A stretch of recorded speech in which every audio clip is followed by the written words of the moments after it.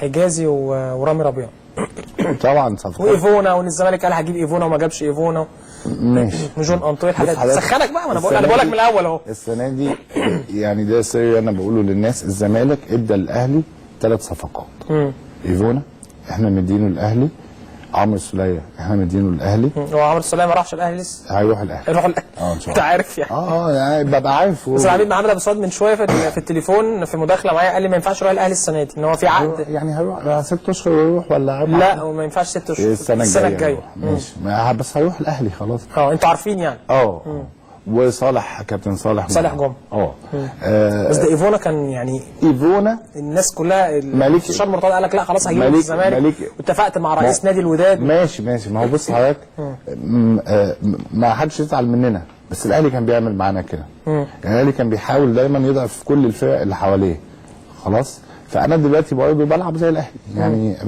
الجيم بقى واضح، بحاول ان انا اخليه بدل ما يبقى معاه فلوس يجيب 20 لعيب بخليه يجيب 10 في لعيبه اقل. خلاص. ايفونا من اللعيبه اللي الزمالك كان محتاجها عشان حضرتك تبقى عارف، لكن كنا حاطين له بادجت $400,000. ازيد من كده ما كانش ينفع، وكنا هنجيبه وعرضت على مجلس الاداره نجيبه، لكن مجلس الاداره بصراحه رفض. كان ساعتها لسه الاهلي ما دخلش في كان في مشكله حصلت بتاعت استاذ ممدوح عباس، الحجز على البنوك ده كان الاهلي لسه ما دخلش، فما قدرناش ندفع. كان ممكن تخلصوه بالمبلغ ده؟ مش 400، كنا وصلنا ل 800. يعني الاستاذ ممدوح عباس كان سبب ان انتم ما تعرفوش تخلصوا مالك ايفونا قبل ما يخش النادي الاهلي في وقت معين.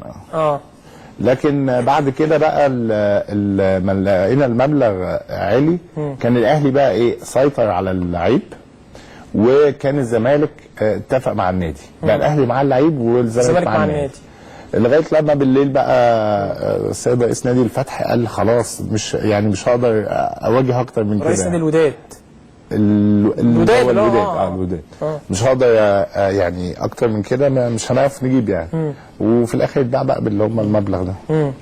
طيب جون انطوي بصراحه استاذ مرتضى كان عايز يجيبه السنه اللي فاتت، ويعني ده كان جون انطوي لعيب كويس، بس يعني ده كان سبب موضوع رونالدينهو. فاكر موضوع رونالدينهو؟ كنا في الامارات واتفقنا على بيعه ب $700,000 مع العميد محمد ابو السعود. مع العميد محمد، وبعدين انا رحت قايل له ليه انت حضرتك بتبيع رونالدينهو؟ فمن ساعتها طلعت بقى موضوع رونالدينهو. طيب يعني عايز اكلمك حاجات انت بقى شخصيه ليك. الناس كلها عارفه احمد مرتضى عضو المجلس، لكن ما بتعرفش ايه اللي بيدور ما بين احمد مرتضى عضو المجلس والابن مع مرتضى منصور رئيس النادي. ما بتقعدش انت كده لحظه